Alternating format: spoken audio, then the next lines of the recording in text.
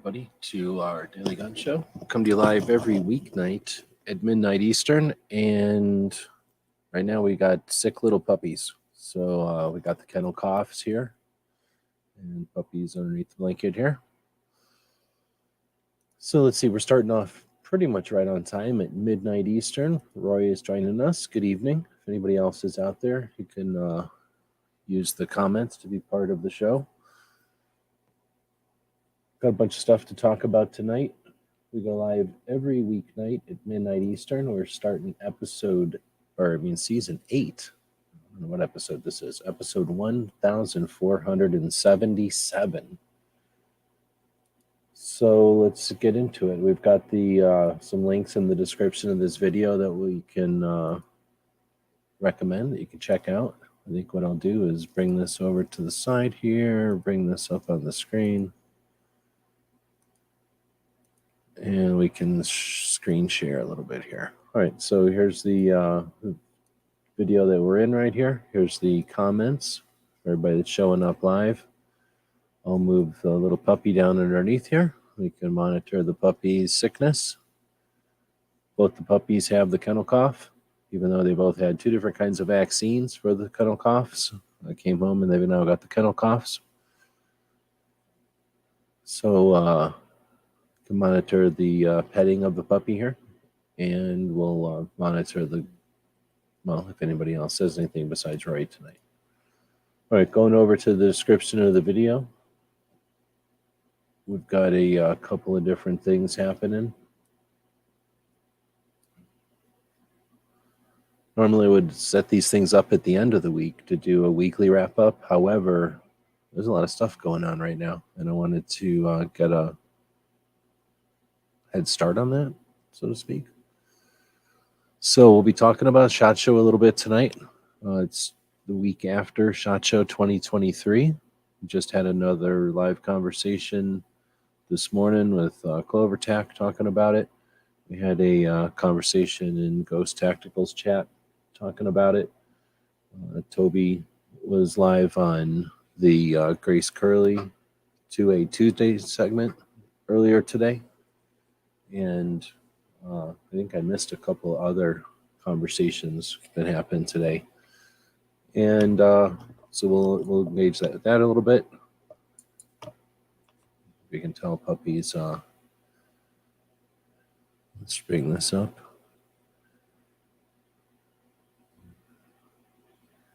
He's kind of sneezing, kind of coughing. Not having a great time. Let's see, we're going to have, we had a chat last night on the Daily Gun Show to bring a bunch of people together who were at SHOT Show, and we'll do that again on Thursday. We'll set that up. Kind of distracted here as I pay attention to the puppy. We can start off today's show then. I guess we already talked about the SHOT Show here. We're going to recap. Then we got the kennel cough going on. And then the last big topic tonight is the big channel, the YouTube channel got demonetized. So we'll be doing some videos on that situation and what that means to a YouTube channel in 2023. Let's see. Then you've got the stuff that's been happening out there or that's been posted that we've been watching. So first off is the 4 Boxes Diner has a video about killing the NFA, removing the infringements from 1934 as far as a strategy for 2023. I don't know if it's a realistic strategy or not, or if it's the best or like the only strategy, but it's a strategy. And he breaks it down. I think that was a 22-minute video, I think, altogether. Okay, just an update. The puppy has decided to sit down. Let me move the camera. Let me put the puppy back into a little airplane blanket that I've got him in so that he stays warm in there. It's super cold here. Also petting him. Let's see. So then we've got the 4 Boxes Diner guy had Stephen Holbrook on. Now this was a 50-minute video, if I remember correctly. So I have not yet watched this one. Nobody's really watching tonight, but if you're listening to this in the future, oh, you know what? My internet's not going to work. You know what I need to do? I think I need to restart everything. So I'm going to go ahead and do that. I'll be back.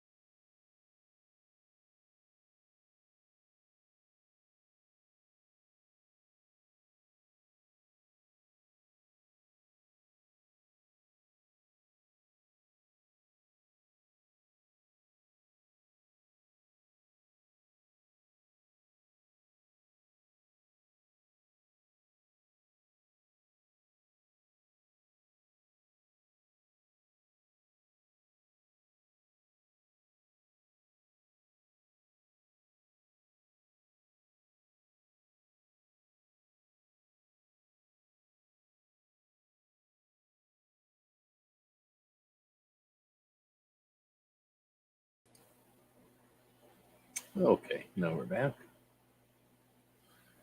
So had to restart. I forgot that I did an update to the browser here. I'm using the Firefox browser, and it's a pain. You must be having a lot of issues. So did a restart of everything. Literally restarted the whole computer and everything.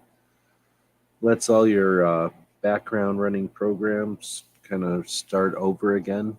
And when they do something like a browser update, you might as well have everything kind of start fresh. Speaking of starting fresh, people are joining us late. Puppy is having the kennel cough right now, so he's not having the best days. Got him sitting here. Of course, he's still, even though he's sick, refuses to go to sleep. So he's sitting here listening to me talk to. He thinks I'm talking to him, I think.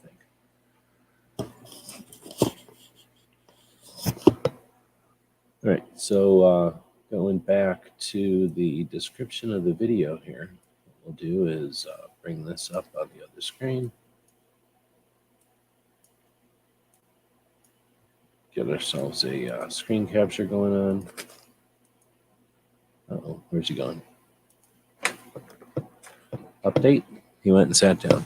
So he's now sitting down. And let's just scoot this blanket back up around you. What do you say there, buddy? Also, let's scoot this thing up around him.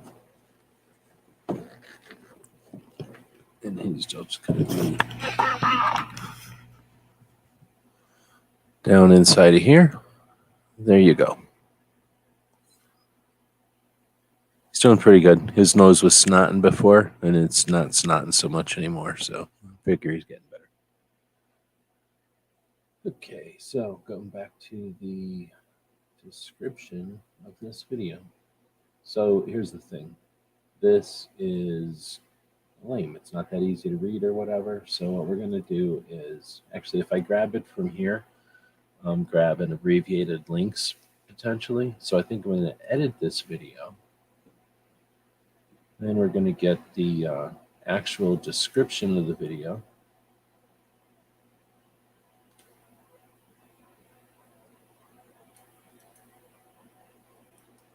Copy. And then we'll head over to Substack.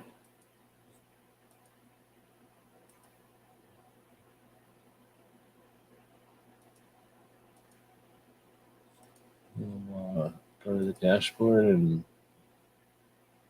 what does it say? Create a new one or something somewhere.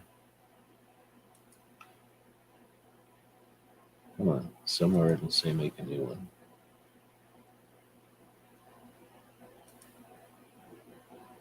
All right, so I got it zoomed in way too much. There we go. New post. And we can paste all that stuff in there, and it'll be a lot easier to read this whole thing. So, what episode is this? 1477.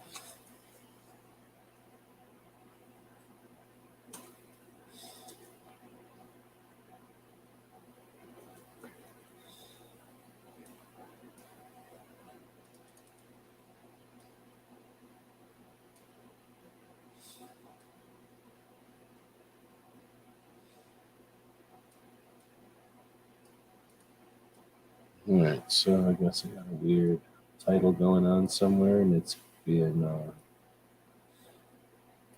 copied. But now we can go ahead and read a much easier. Actually, no, I should have taken the link to this video and posted it at the beginning of my Substack. Otherwise, you get the first video to show up, and that is somebody else's video thumbnail, so that could be misleading and not what it's all about. So we'll put our own video there at the beginning, and now you see the thumbnail becomes the thumbnail of this video. All right, now instead of looking at the description of this video, what we're looking at is this Substack over here. And I'll take this Substack and put a link to it over here if you want to go check it out. It's essentially literally the description of this video, just on a different platform. And then I'll go in later and put a link in there to this.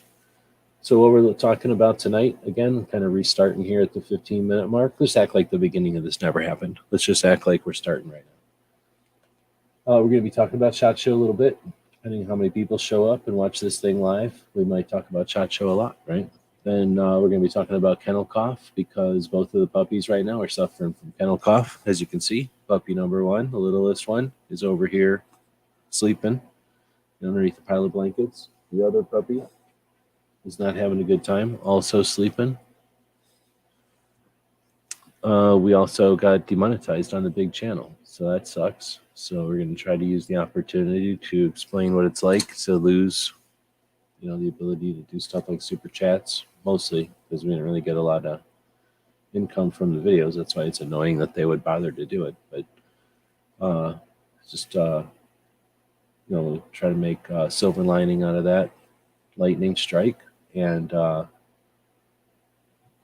show people what it's like to get a channel demonetized.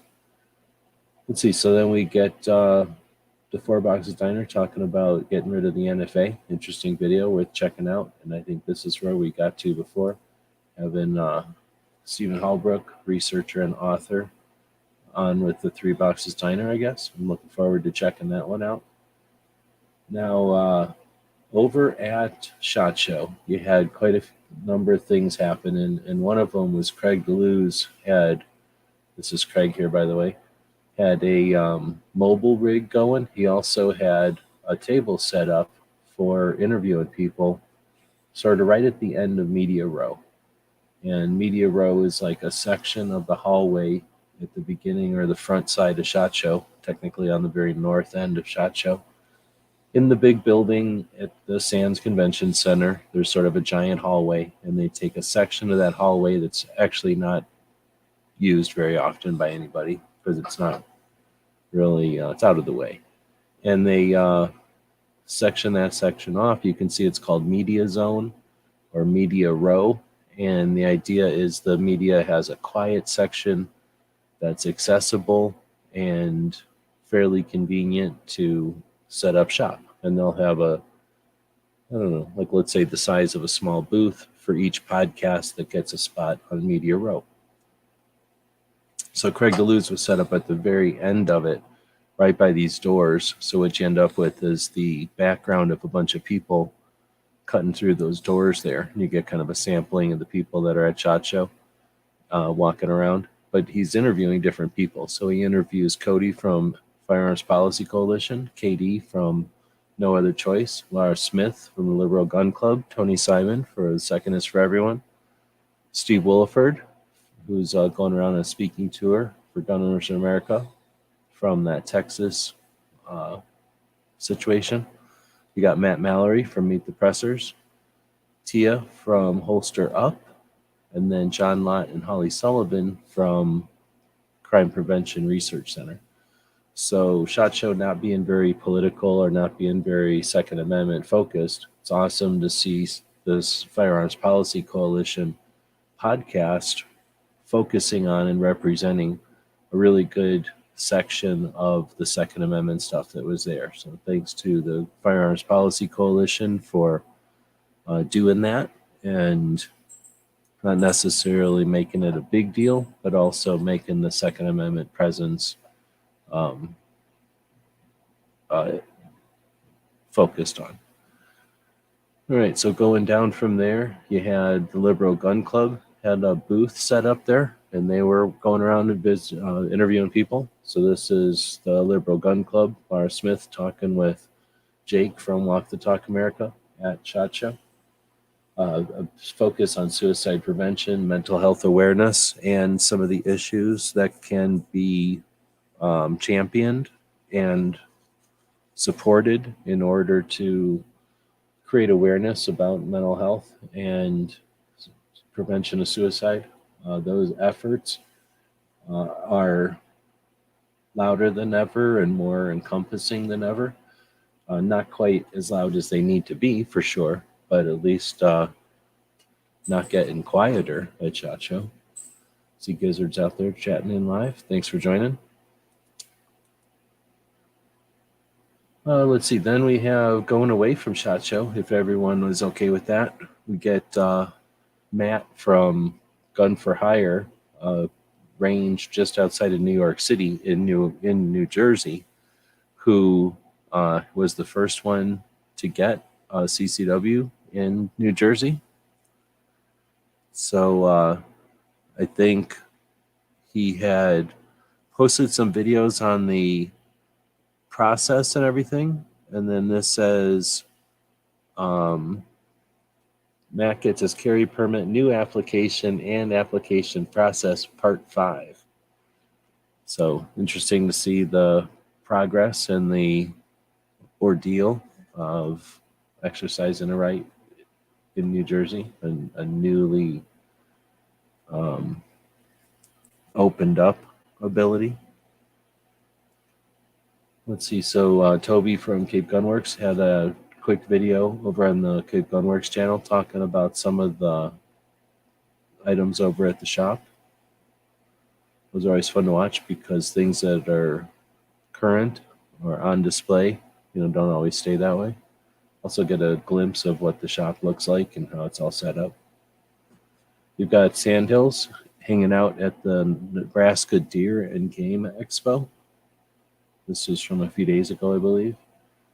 A couple of the military podcasts that I follow, I missed while I was at SHOT Show, so checked out this one from Combat Story, where he's talking to this dude who's a Marine. Pretty good conversation. And then the Team House had a couple of good ones. This is the one from the guy from Vietnam. Pretty fun listen. All right, so that's some of the stuff that I've been listening to or plan to listen to also. And we'll see if anybody's got anything out here. See the G23 is also out there in Anne Marie. Welcome.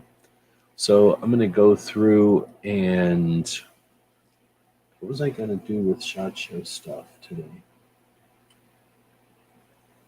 Well, I tell you what, I am getting my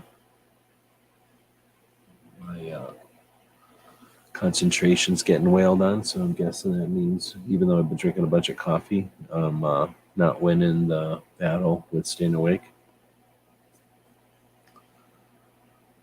What was I going to talk about today with the stuff over there at the place?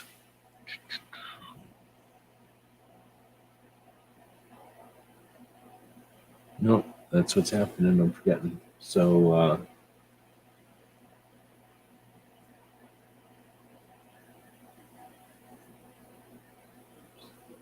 I did have an idea, but I've been doing some stuff and I didn't write it down.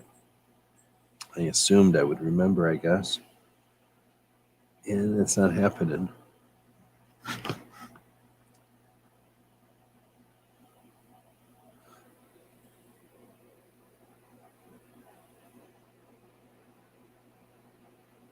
All right. Well, with that, I guess we'll start wrapping this one up. If anybody's got any topics or ideas, I don't think I put anything as a clue out there or any kind of question out there for the show tonight.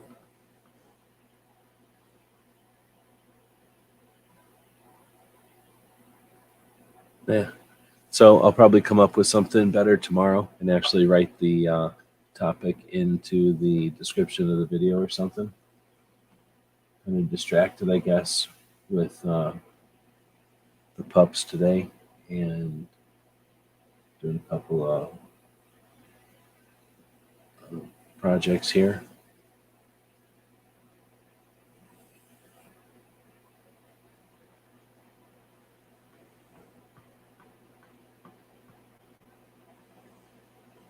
Yeah, dang, I just should have wrote it down. Can't think of it at all.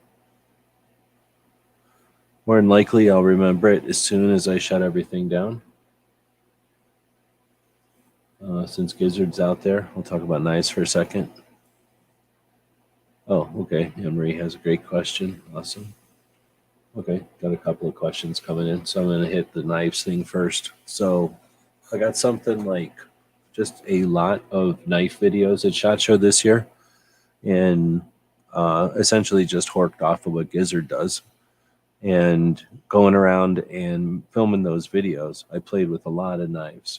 And it's been a while since I've done that. And not all knives are created different. So I have definitely changed my knife opinions, which knives I like and which knives I don't like anymore. So stay tuned for that on the other channel, because no point in putting it over here on the gun channel. So I got some good questions there. So the first one to come in was, I guess, G23, saying, how was the kennel? I think they liked it, but they got the kennel cough.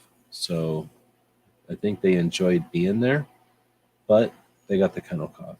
So they had to get a normal Bordetella vaccination, which big deal. Like I would normally get my dogs that, but they also wanted a second boarding vaccine, which essentially cost me another $15, so $30. I was like, all right, I'll do that. Big deal. So I got them 2 different vaccines, and they still have some sort of a coughing disease. So both of them are coughing. Both of them are sort of miserable, but they're both, well, Mellow's not really eating, but she never eats. I was able to take some food and get her I put some of her buffalo food into hot water, and she ate it. And then she ate a little bit more food. But little dude, he just keeps eating. He don't care. So I don't think they're too bad off. But the thing is, you have to kind of wait a while to see how long the kennel cough keeps going to find out how bad it is. So I'm thinking about going to the store and getting them some sort of dog vitamins, whatever that is, I like to go to the places that have horse stuff. What do they call those? The track and or no, tack store. You know, wherever they have stuff for horses, I'll go there and be like, hey, what do you give to a dog to make them healthy?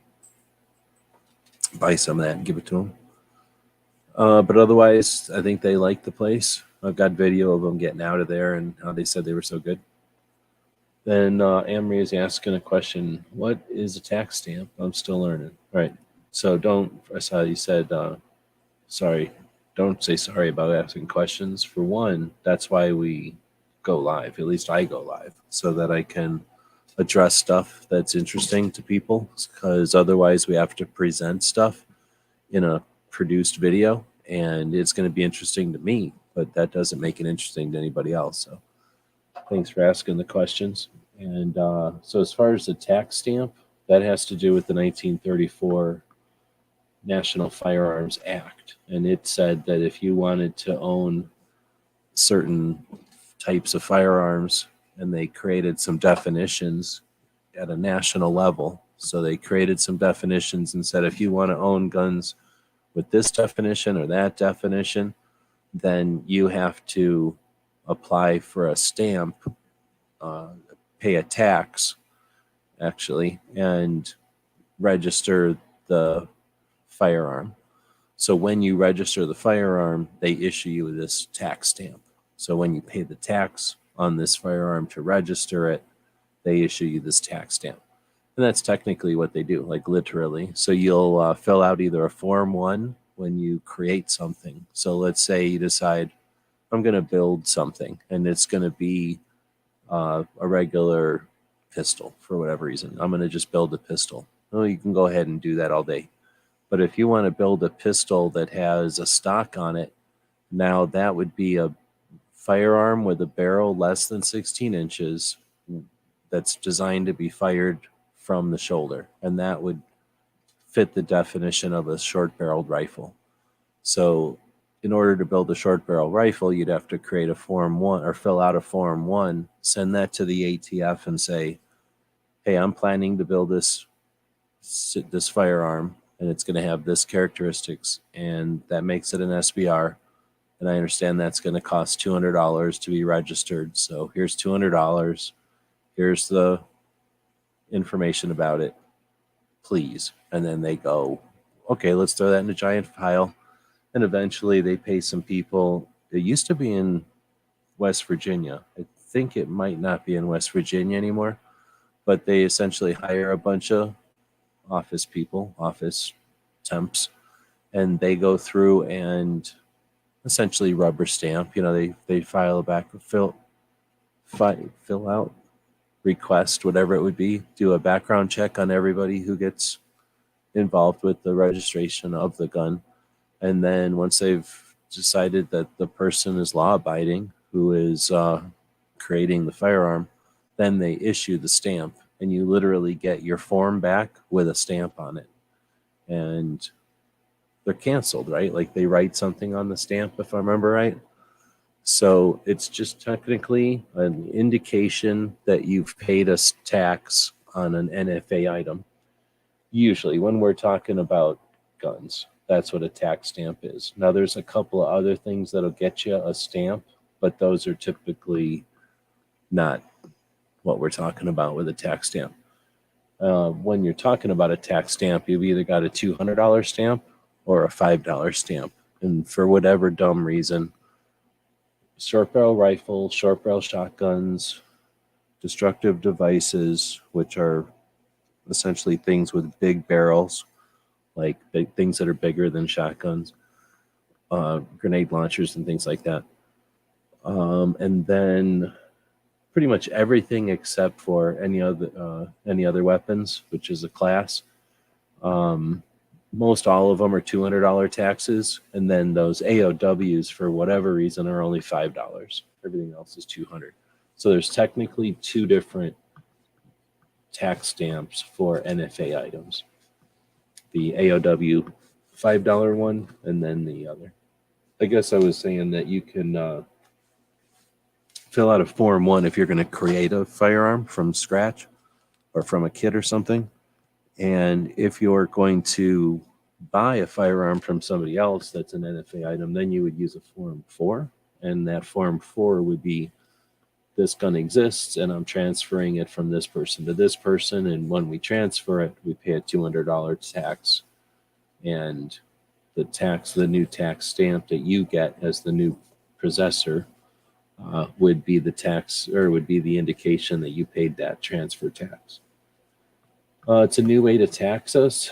I don't think it's so much a new way to tax us. I believe it was designed originally, and probably still, to be an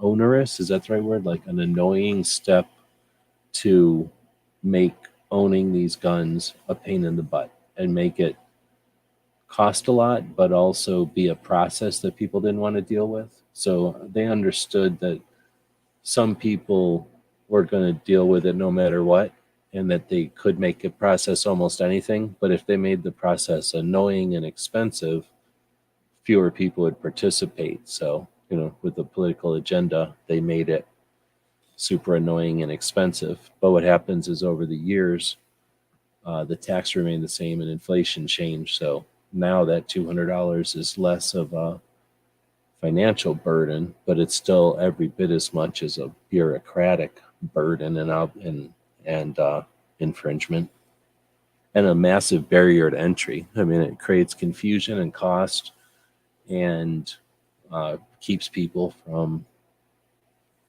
participating in that whole portion of guns. There's an investment section there that keeps people out of the reach of, and then there's just the enjoyment side of it. And who knows what kind of development in technology or sport or even hunting might occur when NFA items are more available and available, really. But anyway, again, don't feel bad at all about asking questions. That's what this whole show is about. As we get into episode 8 here, or I guess season 8 of this show, looking for feedback and suggestions on how to go take the show, what directions to take the show. Gizzard is saying, look forward to hearing your knife opinions. I know different people like different things. Well, the flippers, I'm a lot more interested in those flippers after fiddling with them. And some of these knives feel like roller skates made out of ball bearings on ice. And other ones, it's like trying to push something made out of a triangle through a round hole. It just doesn't. Some of them are just make your fingers hurt, and others make you want to fiddle with them like a fidget spinner.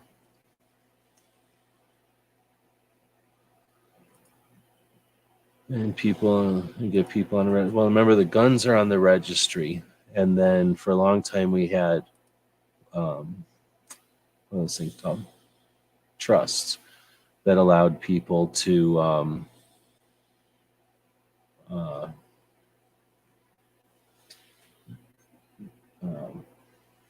well, I want to say you just use firearms in a much more interesting way. You could have jointly owned firearms. I mean, you still can, I guess, but you could have jointly owned firearms on a trust and get people way more access to them than having just one firearm per person.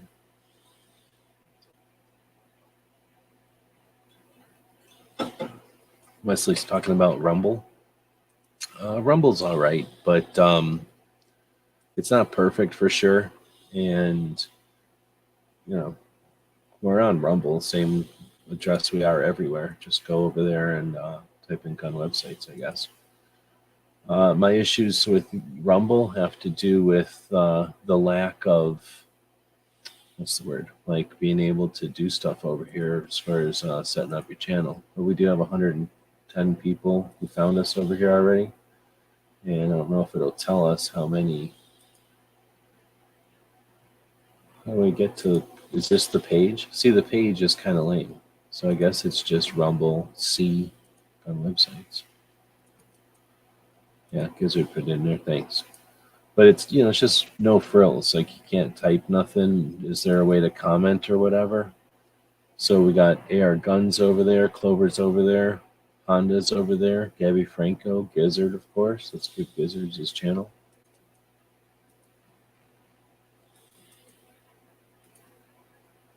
I don't know how much Gizzard is using it. 9 hours ago. Oh, he's using it. Makojo's over there. He's still Makojo. Tara Smith, Artak and daughters over there. Grace Curley. Cape Gunworks is over there. Unloaded Media. Zeke Shoots. So let's see. If we went to somebody like Gizzard, and then see, you can't go to Gizzard's followers, I don't think. See, I can't. So it's just not as full featured as some of the other ones. Let's say we went to Clover Tax, 122. Still can't click on anything. How's that guy got 122? My channels. How's Clover got more numbers over there? That's messed up. But with 100 followers over there, you got 2 thumbs up on most of the videos. So not a ton of engagement over there. Because they're just saying he has his content being ported over, so it just kind of automatically goes over there. I've got nothing against it. It's just that it's a tiny little platform that's just starting out, and there's been a lot of those over the years. I'm on all of them, so it's not like I'm not supporting them, but it's really tough to know if they're gonna go further than, you know, others, I guess. And a couple of them have really had some good luck, you know, for a while. All right, so getting back to the knife thing, lots of different blade stuff, but not a ton of crazy blade shapes. There was a lot of pocket stuff that I was paying attention to, the pocket knives, the stuff that had flippers mostly.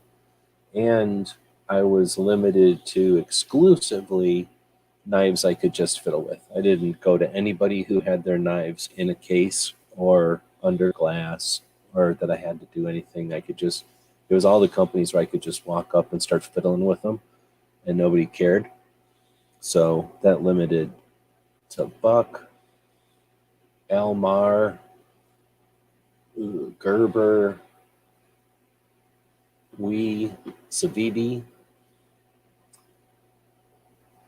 and then more. I can't remember them all. Did I already say Case?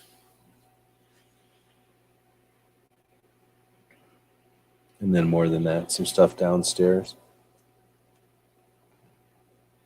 I shouldn't say completely, because I did take a look at a bunch of fillet knives and some made in USA stuff downstairs. Let's see. Cares are just saying Gunstreamer did really well for a couple of years and then pretty much gave up. Yeah, I mean, they had their own situation, I guess, their personal thing, and it's tough. You know, I wish they would have figured out a money thing so that they could have continued, because, yeah, I think they had more potential than literally anything else out there. That UTG in Utah, no, UGE, Utah Gun Exchange. You know, I think they had a ton, they still have a ton of potential over there. I'd like to see that thing take off. These places need a staff, I think, to just, you know, help keep the thing going. Click on that.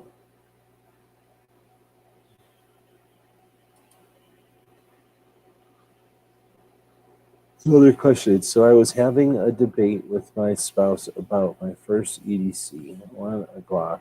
They suggested a revolver because they said Glocks can jam. Any thoughts on a revolver versus a Glock? All right, so this is controversial. So it's a great question, and it happens it's a question that comes up a lot. I'm going to put the puppy up on the screen because it's going to get a lot of people triggered. And sometimes a little sick puppy who's sad. He's got the sniffles. He'll sneeze sometimes. If I touch him too much, he might cough because he's got the kennel cough right now. But hopefully this will calm the people's jets who are about to hear things that's going to hurt them. So I don't get paid by anybody who owns any kind of company or has any kind of training company. And I'm not a trainer. I guess I technically have credentials somewhere, but I don't do any of that. I have a training credentials because I could, not because I had any interest in pursuing it, but I traded for it. I got the credentials for free, essentially. So, and it was curious. I was interested to see, what all that was like. But no, I'm okay with answering it. It's just that you're going to get an honest answer from me and not an answer that's um, going to be influenced by some kind of, um, what's the word? Like some kind of training paradigm. Is that the right word? Like some kind of training situations. People really get touchy when they talk about firearms training. There's definitely schools of firearms training, the same way that if you think about martial arts or something, that you're going to get like people that like taekwondo and people that like karate and people that like jujitsu or something, and they're going to tell you, "Oh, my grappling is so much better than your other thing," right? Because on the mat, like it always wins, except nobody's got a knife on the mat. And if you go around grabbing everybody and wrestling with them, you get stabbed all the time. So in reality, there is no perfect martial art, right? So it's the same thing with firearms training. If you get, I'm just use the example of if you get somebody who came from the sporting, the competition sports, they're going to think speed and accuracy is a big deal. And then if you get somebody who comes from reality, like let's say police or something, like an actual hands-on drug enforcement or interdiction or something, somebody who's actually going out and using firearms on a daily basis, they're going to have a whole different opinion of firearms training. And then you get somebody who trains people, they're going to have a whole different idea. They don't necessarily use a gun ever, they just train everybody constantly. So all these people are going to come to training in a different way. And they're not going to, none of them are going to be wrong or whatever, but they're all going to have these ideas. And none of them will really give much to that. They don't give much credit to that aspect, that they're all wrong. They're all right, but they're all wrong, right? So that's one part of it, is you're going to get a bunch of training people who are going to answer this question in some kind of ninja level. And I don't got a problem with that. Like, you got to think about the worst case scenario. And that's part of my answer, the worst case scenario. So you got your potential scenario, you got your worst case scenario, and then you got people who just, I don't know, they either have an affiliation with something, like they're getting paid to tell you of something or is better than another, or they bought something and they're afraid to be wrong. So they're not going to ever say that whatever they bought was wrong. So revolver, you got to buy a revolver. If they bought this brand, you got to buy that brand. So I'm not into any of that. I haven't bought a gun in forever. Nobody's paying me to tell you any kind of gun to buy. I'm all about different kinds of training. I think they're all wrong and I think they're all right. So, I'm not like caught up in any kind of one way to train. So here's my answer. First off, EDC is your knife and your wallet and your keys. So that's your everyday carry. Your CCW or your LDC or whatever it's called in your state, that's your gun. So that's going to be up to you. But it's a great question. You want a Glock. They suggested a revolver because Glocks can jam. Well, I guess anything can have a malfunction. I carry a revolver though. I've owned Glocks and stuff, but I carry a revolver. I can show my revolver now because I can't be monetized because they took away my monetization. But revolvers work when you are on the ground and somebody's on top of you and you can barely get your gun. You got to use your gun through your pocket. Like, they work all the time. They're the dagger of guns. So when we're talking get off of me or leave me alone or that kind of gun, you want the dagger, not the sword. You're not like looking to have some kind of, oh, well, maybe I do need to have a shot that's 35 yards away, or maybe I do need 70 rounds of this or that. There's times when you do that stuff, and that's when you put a different gun on or a second gun on. So as far as the Glock, I get you. Like, I wouldn't mind recommending a Glock 19 to anybody. That's the middle size 9mm Glock. It's a great gun. Get one of them for sure. Period. Like, buy one. Carrying it, okay, carry it. It's not bad. It's not huge. It's not little. Doesn't matter what size you are. Like, the Glock 19 is going to be a decent size gun, and it's capable. It can do anything. It's a super good gun. But it can malfunction, because any semi-auto can malfunction by going out of battery. So again, if you're most of the time, people realize they're having a fight when they're in the fight, or they wake up from being clobbered and they realize that they need to get people off of them or something. Like, who knows, right? You're in a bad situation and you realize you're in the bad situation. You waited too long and now that situation got really bad. That's when semi-autos don't work. When you got 14 people, messing with you from 21 feet away, semi-autos are awesome, but that isn't really reality. But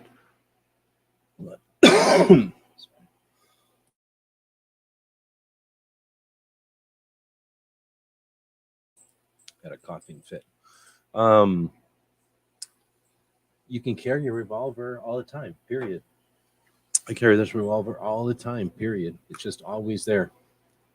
Big, comfortable grip. I'd shoot this thing back when I shot all the time. You could just always pull it out and shoot it. You can almost always carry a semi-auto, but you can always carry a revolver. Which ones are going to work in both hands? Which ones are going to work with one hand? Like, I really like revolvers. So they're not perfect, and they're not like, you're going to do everything in the world with it. Back in the day, they did, though. So they are capable. And if you look at them compared to something like, some kind of black powder thing or some kind of single action Derringer, they're like, Cadillacs.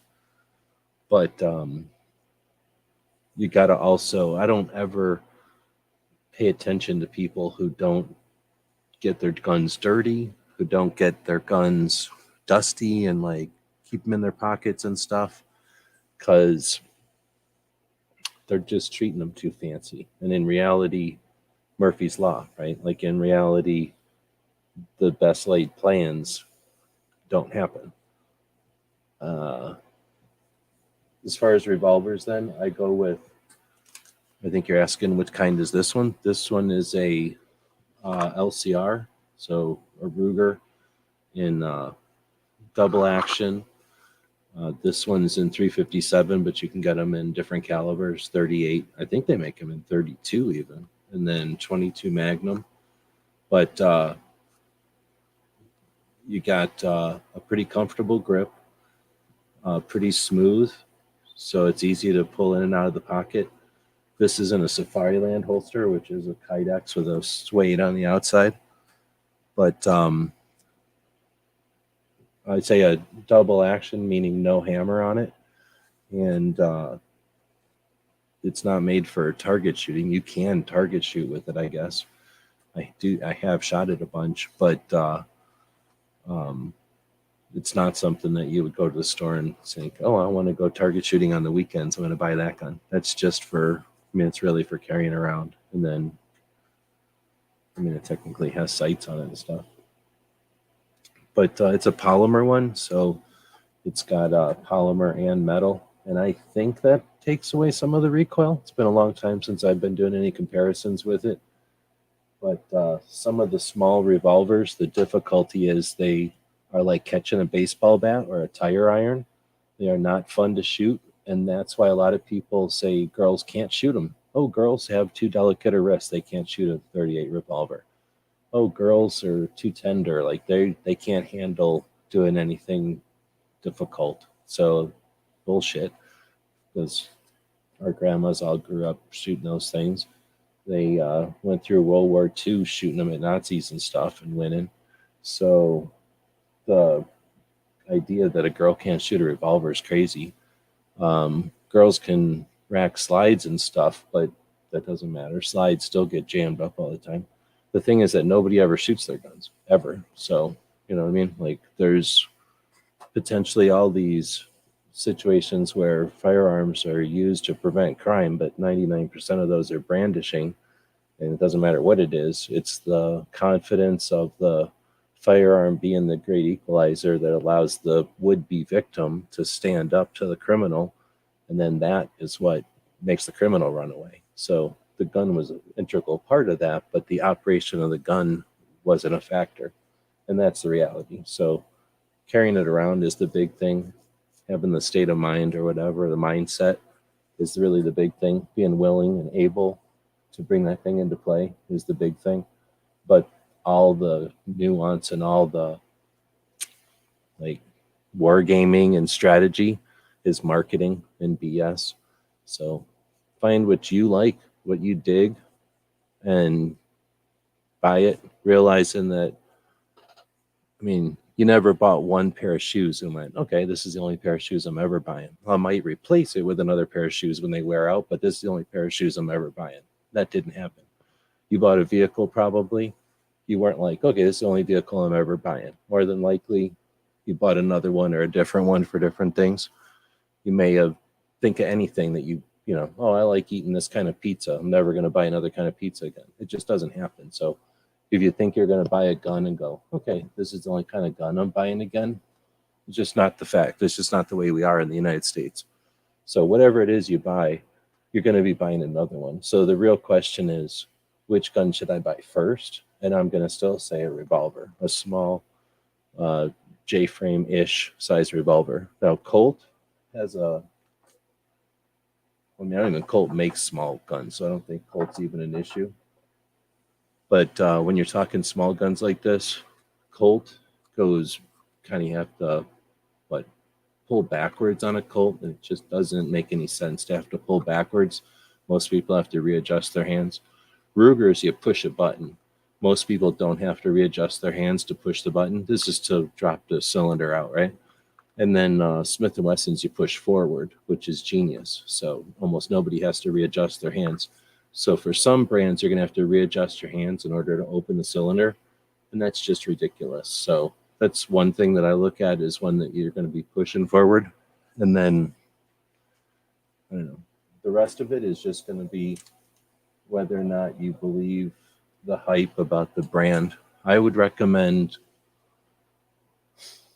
I don't know, there's nothing, you're never going to win with brand. So you're never, like I said, this is a super controversial subject, but I'm going to say buy a used, I guess, if price is no object, go buy a brand new Smith & Wesson or a Ruger like this.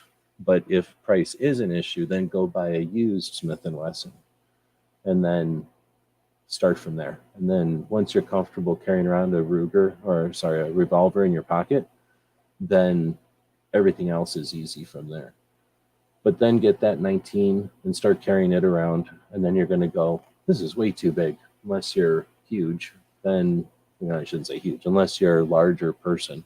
If you're a larger person, then a 19 might be kind of small. But most people, I think, are going to think a 19 in 2023 is too big to carry, because they make so many smaller guns. So you're probably going to get a 19 and then go, all right, I need something smaller. I can't give you any advice there, because I don't like anything smaller, unless you get into a 380 or something cool. But then now you get to go on a wonderful adventure of tiny 9mm, essentially. Or you're going to get that 19 and go, you know what? This gun is nice, but I want more gun than this. And then you can experience 45 ACP. I'm assuming you've never shot these things before. But once you start carrying around a 45 ACP, you know what I mean? That's like being a lion or some kind of Tyrannosaurus Rex or something. You're no longer afraid of lesser animals, because you can stop world wars if necessary. There's just nothing bothers you, because nothing can bother you anymore once you're carrying around 45. See, so now you're going to get the Taurus lovers. I don't have a problem with Taurus, but I also don't love Taurus. Let's see. I have 2 cords of wood myself today. This grandma has thick skin. Right on. So basically, though, you're going to get a lot of people, because for a long, long time, ladies would get a revolver, and then people would say, why don't you give a lady a semi-auto? Because all the semi-autos sucked. They were like Colt 1911s. And then giving a lady a Colt 1911 was dumb. Like there was better guns. And then the smaller semi-autos were either really expensive German guns, and they just weren't here because they didn't sell them here that often. Not that many people had them, or they were communist pistols. Okay. And if they were communists, like you wouldn't want to give your grandma something that was all sharp. It would cut her. They're crude. So then you fast forward to 2000, I don't know, 2000 mid-teens or something, and there's like 1 billion guns out there, and everybody's like, oh, why didn't you used to recommend semi-autos to ladies? Because they didn't exist until 5 years ago, and there was no ladies carrying them. So nowadays you're going to get lots of ladies that want to carry around little semi-autos.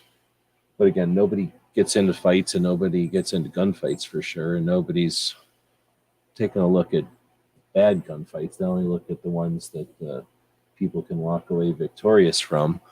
So when you look at the real gunfights, you start seeing guns out of battery and stuff. So I don't know, not the biggest fan of semi-autos when you're talking pulling them from concealed carry and all kinds of different situations. But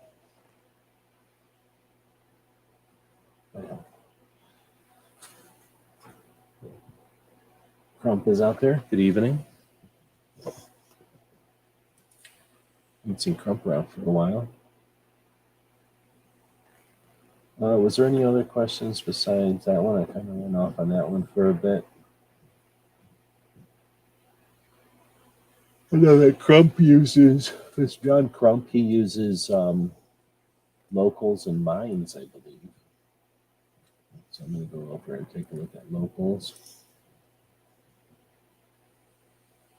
No, mines is the one I'm thinking of.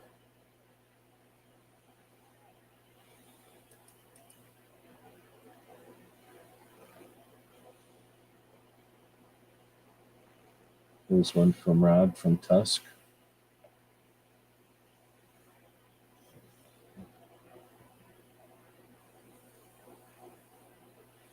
Flying Rich. Sanctuary Counties.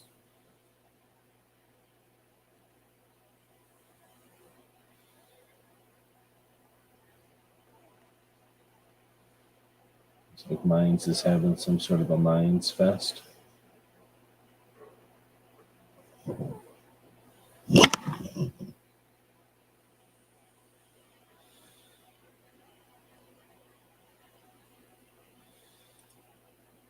I don't know how to link to Mines. I'm going to try clicking on this.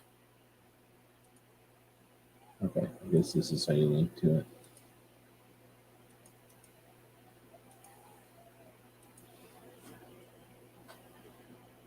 T23 is taking a snooze. Good evening. Hope you're feeling better. Oh, I guess I'm not even showing the screen over here. I'm going back showing the screen. Put the puppy in the bottom. So that's the mines I just linked over to. I think I was showing over here that we got Rob from Tusk. There was some stuff from Flying Rich and from Sanctuary Counties. I don't know how to find other people over there. And then over on locals,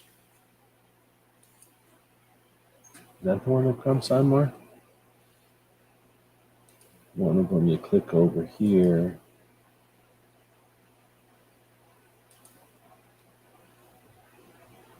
All right, I'll sign in. Yeah, locals, you've got a list over here. Yeah, there's Crump.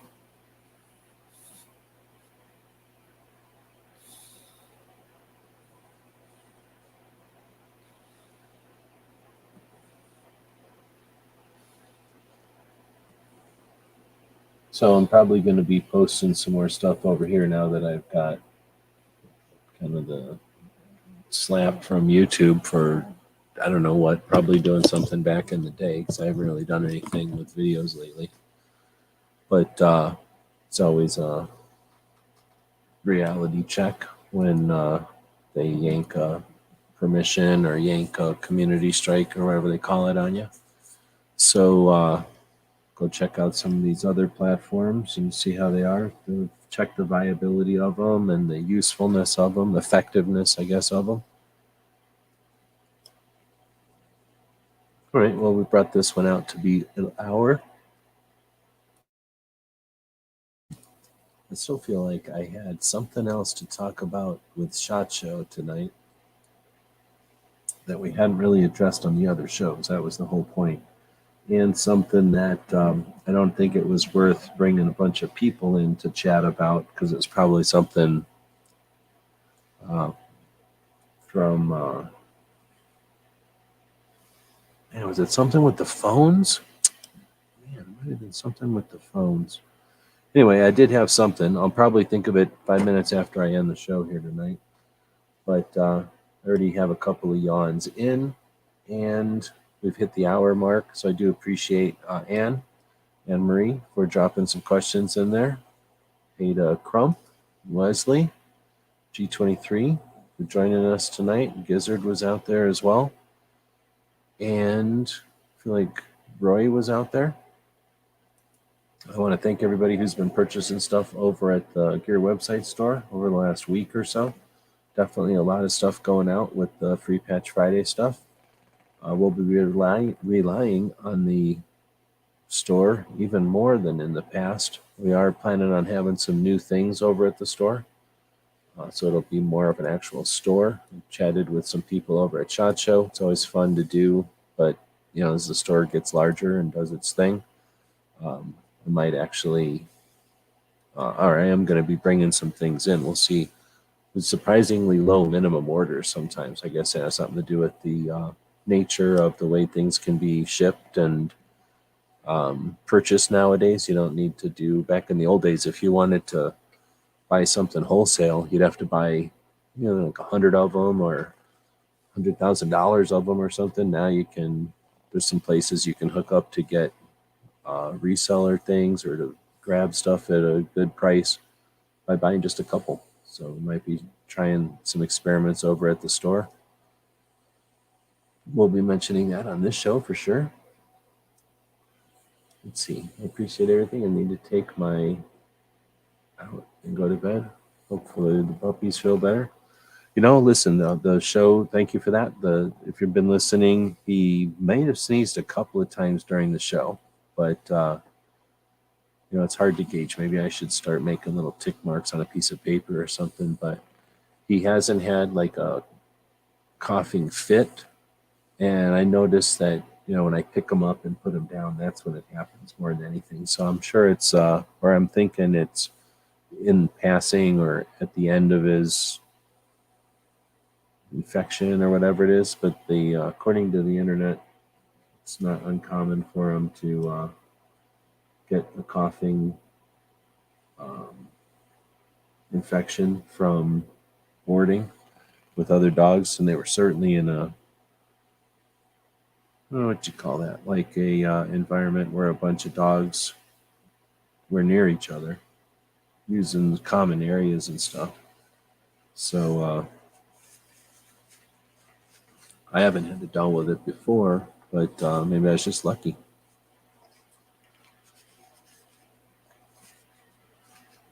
But anyhow, like I said, it feels like, or it seems like the frequency is getting to be less and less. Of course, I say that, and now he's going to have a fit. So it was kind of like a gag, not much different than when he's chewing too much grass outside and he just coughs it up. He likes to do that. But what's happening now is he stands there looking like he's choking on a piece of grass or something, and then a snot comes out his nose, a little booger, and I wipe that off. Or I guess you're kind of seeing what I'm doing.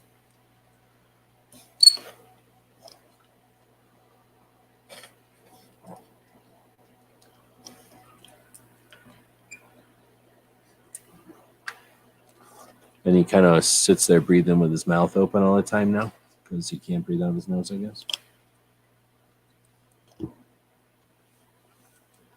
But except for that little bit of sneezing, his coughing, he hasn't been coughing much at all. Now, if I pick him up and hold him, then he'll cough more. Krabby saying the vet said the dog influenza is very bad this year. You can get a humidifier if he does. Because they're just saying he came home from SHOT Show and got sick. I had a weirdness where you can see some blood on him where I sneezed. I had like a bloody nose, but I think it was more from, I don't know, the dryness or whatever. I had like just a runny nose, and I kept blowing my nose. And then one day, remember, I must have been after I was here, so Saturday or Sunday, I blew my nose, and it was had like a Kleenex full of blood. What the hell? And then 5-10 minutes later, blew my nose again. It was back to normal, just being snot. So I did get some on him when that happened. But aside from that, I don't think I'm sick. But I think that was more of a dry air. Maybe smoking cigarettes after years of not smoking. Do cigarettes make your lungs turn bloody? I think so.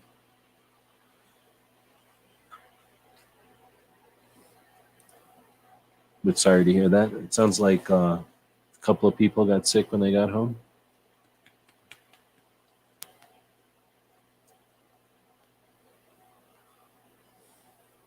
Let's say I've been advised to isolate at home. Oh, that's too bad.